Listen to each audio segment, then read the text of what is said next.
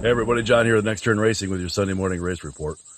Went to Oakshade last night and had a lot of fun like we always do. It was qualifying night for the Bombers. I went out and tried to qualify. I spun out in turn 4, went in the infield. They told me to stay there. So didn't get a qualifying time, which put me in the back of my heat race. Went out for my heat. Car just wouldn't run right. Had carburetor problems. Didn't get a good finish. Went back in, found out the carburetor was filled with dirt. So we basically rebuilt the carburetor in the pits. Special thanks to Johan for helping me out for that. Went out for a heat race. Started in the middle of the B. Car actually felt pretty good. I felt like I was going to be able to gain and drive up to the front.